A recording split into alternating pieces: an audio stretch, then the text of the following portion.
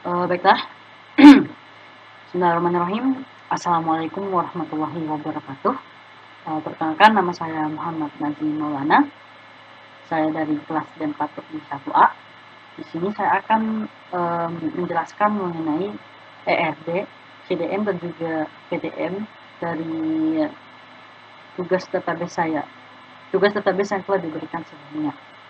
Nah, di sini saya sudah memiliki file gambarnya yang sudah saya muat dalam bentuk PDF, dan tepatnya ke file laporannya yang sudah dimuat dalam bentuk PDF. Bisa kita lihat di sini. Ini adalah gambar CDM dari tugas proyek 1 saya. Karena di tugas sebelumnya meminta kita untuk membuat CDM, PDM, dan juga ERD dari aplikasi yang kita jadikan bahan analisis untuk proyek 1. Baik, dapat dilihat seperti ini kelihatan dari CDM dan juga dari CDM CDM aplikasi saya. Nah, di sini ada beberapa tabel, yaitu ada tabel users, akses user, tabel anggota, tabel bayar, tabel tagihan, tabel kamar, tabel kas masuk, tabel transaksi, tabel kas keluar, dan juga TBL jenis kas. Nah, setiap tabel dalam CDM ini memiliki relationship atau hubungan. Nah, seperti ini, tabel akses user itu, akses user memiliki hubungan dengan tabel users. Kemudian, di sini juga ada TBL anggota yang memiliki relationship dengan tabel users. Kemudian ada TBL anggota yang berrelationship dengan TBL bayar. Ada juga TBL tagihan yang berrelationship dengan TBL anggota. Kemudian ada TBL kamar yang berrelationship dengan TBL anggota. Nah, ada juga TBL kas masuk berrelationship dengan TBL tagihan. Nah, di sini TBL kas keluar dan juga TBL jenis kas itu berrelationship dengan TBL transaksi. Nah, di mana TBL transaksi ini dengan TBL kas masuk. Nah, CDM ini dapat diubah. CDM ini nantinya akan diubah menjadi PDM. Itu adalah dasar dari PDM itu sendiri. Maka setelah kita membuat CDM, kita bisa langsung mendapatkan juga PDM-nya. Nah, PDM-nya akan terlihat seperti ini. Nah, di dalam PDM akan terlihat lebih jelas. Di sini kita dapat mengetahui, kita dapat melihat yang mana termasuk origin key, yang mana termasuk primary key.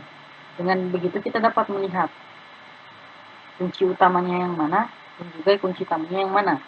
Seperti yang telah saya sebutkan tadi, akses user itu dia itu berrelationship dengan tabel user. Oleh karena itu, di sini di tabel user ini terdapat origin key, yaitu nomor anggota, ID access. Kenapa ada ID access sebagai origin key? Karena awalnya akses user ini merupakan primary key. Nah, dia itu berrelationship dengan tabel user, di mana tabel user itu mempunyai primary key juga, yaitu ID user. Nah, ketika ada primary key yang berrelationship, ada tabel yang memiliki primary key berrelationship dengan tabel satu yang juga memiliki primary key, maka primary key yang di sini akan berubah menjadi origin key di sini. Sama halnya dengan tabel anggota yang dimana primary key-nya itu tadi adalah nomor anggota. Nah, ketika berada di tabel user, dia akan berubah menjadi origin key. Begitu. Kemudian di TBL anggota ada dua origin key, yaitu nomor tagihan dan juga nomor kamar. Nah, nomor tagihan ini awalnya merupakan primary key dari TBL bayar, sedangkan nomor kamar ini merupakan primary key dari TBL kamar. Maka dapat dilihat bahwa memang primary key di satu tabel yang saling berrelationship akan berubah menjadi origin key atau kunci tamu. seperti ini. Kemudian ada juga di tabel tagihan, di mana nomor anggota yang merupakan primary key di tabel anggota menjadi origin key di TBL tagihan. Baik, saya pikir itu hanya itu yang dapat saya sampaikan mengenai CDM dan juga PDM. Selanjutnya kita akan berpindah ke dalam ERD.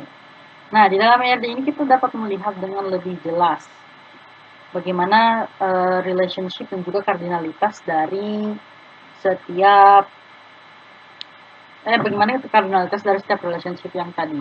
Kita mulai dari TBL anggota dan juga TBL bayar. Relationship dia akan terlihat seperti ini. Relationship-nya seperti ini. Dan kardinalitasnya yaitu one to many.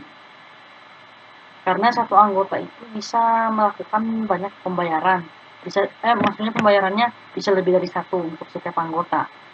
Kemudian ada juga tabel anggota dengan users. Nah, di sini juga kardinalitasnya itu one to many. Kenapa demikian?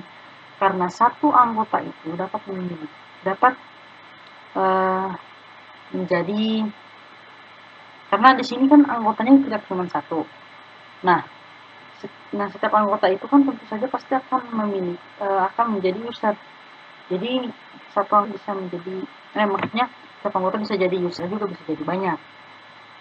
Kemudian ada access user, relationship-nya kardinalitasnya itu sama, one to many one to many juga. Karena setiap akses usernya itu akses usernya itu juga akan jumlahnya juga akan menyesuaikan dengan user yang ada. Nah, TBL anggota dan juga TBL tagihan kardinalitasnya juga one to many karena satu anggota bisa mendapatkan lebih dari satu tagihan. Nah, di sini sebenarnya kardinalitas itu ada one to many, one to one, many to one. Jadi di sini mayoritas dari seluruh mayoritas dari ERD ini seluruhnya itu memiliki kardinalitasnya itu one to many, yang dimana satu intinya di situ mereka itu kardinalitasnya mayoritas one to many. Nah, kita bisa lihat di sini tabel kas keluar, ya relationship-nya. Kas keluar itu kan dimasukkan atau dicatatkan ke dalam tabel transaksi seperti itu.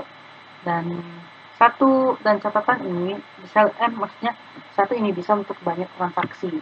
Jadi catatan kas keluar, kas masuk itu bisa lebih dari satu. Seperti itulah. Saya pikir hanya itu yang dapat saya sampaikan. Lebih dan kurangnya mohon dimaafkan apabila ada kesalahan kata ataupun sedikit ataupun beberapa hal yang kurang tepat, mohon dimaafkan karena saya hanya manusia biasa yang tak luput dari kesalahan. Lebih dan kurangnya mohon dimaafkan. Wabillahi taufiq wal hidayah. Wassalamualaikum warahmatullahi wabarakatuh.